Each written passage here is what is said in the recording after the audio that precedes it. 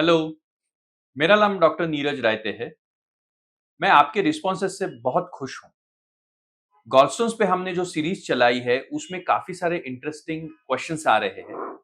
तो आज एक इम्पोर्टेंट क्वेश्चन हम डिस्कस करने वाले हैं, जिसके बारे में काफी सारे लोगों ने पूछा है।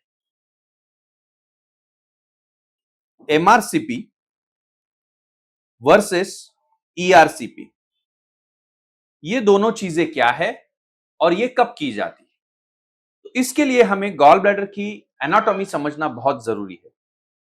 तो जैसे कि हमने पुराने वीडियोस में देखा है, ये लीवर है, ये गॉल ब्लैडर है।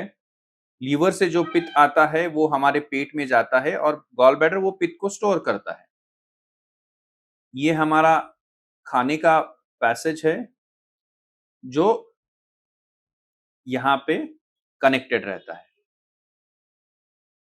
एमआरसीपी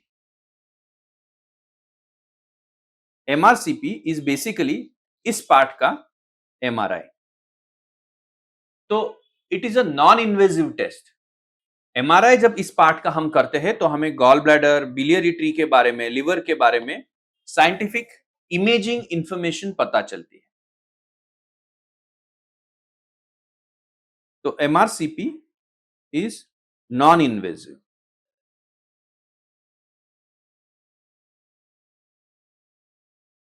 ईआरसीपी, इसमें हमारे खाने के रास्ते से एक दूरबीन डाली जाती है और उस दूरबीन से इस बिलियरी ट्री को एक्सेस किया जाता है।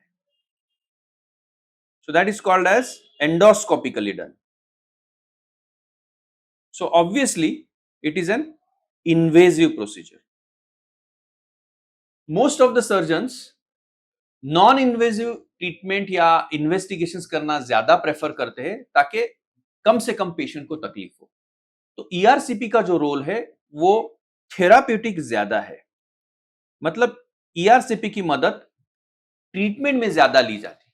किस तरह से? तो कुछ पेशेंट्स में जो गॉल ब्लैडर के स्टोन्स है उसमें से कुछ स्टोन्स स्लिप होके नीचे जाके यहां पे अटक जाते हैं। इन सिनारियोज में ये स्टोन्स निकालने के लिए ईआरसीपी की मदद ली जाती है। तो ईआरसीपी से ये स्टोन्स निकाले जाते हैं और यहां पे एक नली बिठाई जाती है जिसे स्टेंट कहा जाता है। ये स्टेंट इस ट्रैक को ओपन रखता है और हमारी फिर गॉल ब्लैडर की जो ट्रीटमेंट है वो सहज हो जाती है। तो अगर कुछ पेशेंट्स में गॉलस्टोन्स नीचे स्लिप हो गए हो तो ईआरसीपी करके गॉलस्टोन्स निकाले जाते हैं और उसके बाद डेफिनेटिव ट्रीटमेंट करके गॉल ब्लैडर को निकालना पड़ता है। तो जो भी पेशेंट्स जिसमें गॉलस्टोन्स और उसके साथ कॉमन बाइल डक्ट स्टोन्स हो, इन सिचुएशंस में पहले ईआरसीपी की जाती है, एक स्टेंट बिठाया जाता है और उसके बाद दूरबीन से गॉल ब्लैडर निकालने की ट्रीटमेंट की जाती है। तो इस तरह से एमआरसीपी डायग्नोसिस के लिए काम आती है, ईआरसीपी ट्रीटमेंट के लिए काम आती है और ईआरसीपी के बाद अगर रेसिडुअल स्टोन्स हो तो वो स्टोन्स दूरबीन से निकाले जाते हैं। आई होप आपको ईआरसीपी क्या है, एमआरसीपी क्या है, ये चीजें अभी अच्छी तरह से समझ गई है। अगर आपको ये चीजें अच्छी लगती है तो हमें लाइक कीजिए, सब्सक्राइब कीजिए, ये हमारे वीडियोस शेयर कीजिए ताकि ज्यादा से ज्यादा लोगों तक हम पहुंच सके। Thank you.